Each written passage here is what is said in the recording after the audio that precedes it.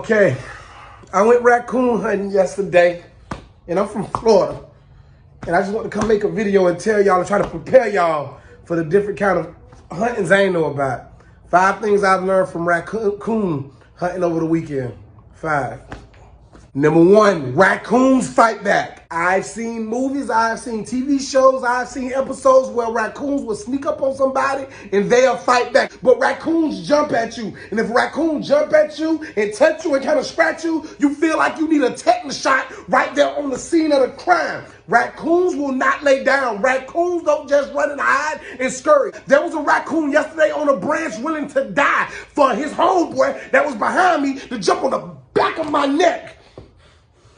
I thought raccoon hunting was gonna be simpler and easier because they smaller. Raccoons fight back.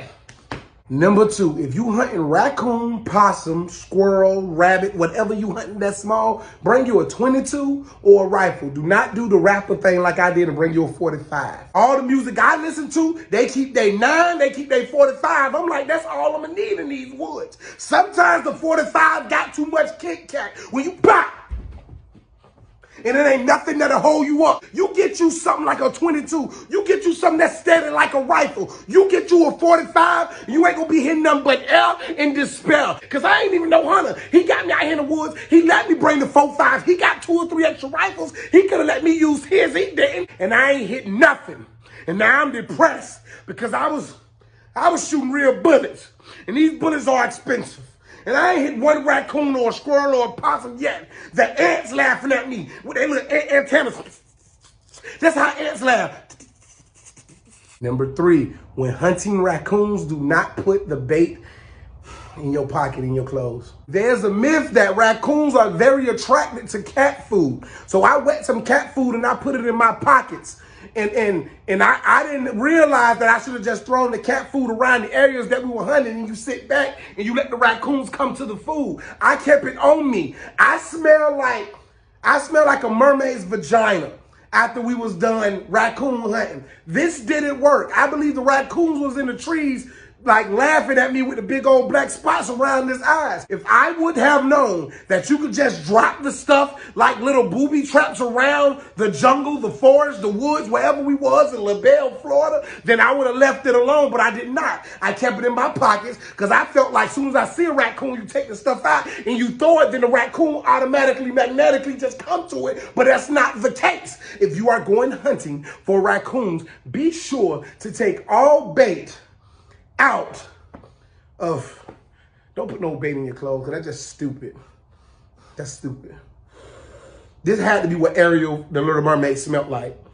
Number 4, the best time to hunt raccoons is at night. So wearing camouflage ain't even necessary. One of the greatest things about having this chocolate dark skin is you are automatically camouflaged at night. But that also means that nothing else can see you, and you can walk in the spider webs, you can walk into trees, you can walk in the holes, you can walk in the ants, you can walk into yourself if you ain't careful. Me, I was excited. I've been hunting before, so I had my camo on. But I wasn't thinking that raccoons are nocturnal. That means they active at night. That means they can see at night. That means the raccoons were in the trees with night goggle vision that they were naturally born with. I already got a weak cock eye, so I can't see the raccoons like it sees me, and I was paranoid in these woods. So I was taking the 45 and I was just shooting in the air. I was looking like a black ass wily coyote at one point.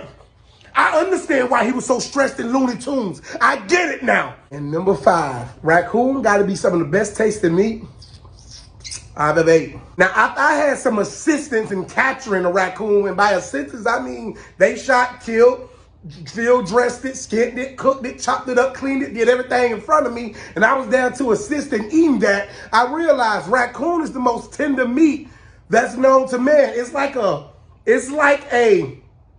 dark chicken turkey type meat, but it's way more tender. You can add raccoon meat to anything. If you want to really turn up, it's a natural aphrodisiac. If you take some raccoon meat in the bedroom and sprinkle that on the spine of whoever you with, and you eat that off their spine, I guarantee you that will set the mood. The aroma is hypnotic as long as you eat that cat urine that you brought out there to the jungle when you was out there with your 45 thinking you finna take down a grizzly bear, but you were missing the raccoon. And if you ain't got no scratch marks on your back, because when you go home, you got to explain that. What scratched your back that looked like a raccoon scratched your back, and you got to explain to your spouse, how you ain't into having sex with animals in the woods and stuff, and now she don't believe you. So now you in the living room butt naked with a tetanus shot or EpiPen in your thigh eating tender raccoon meat because you ain't know what you was doing.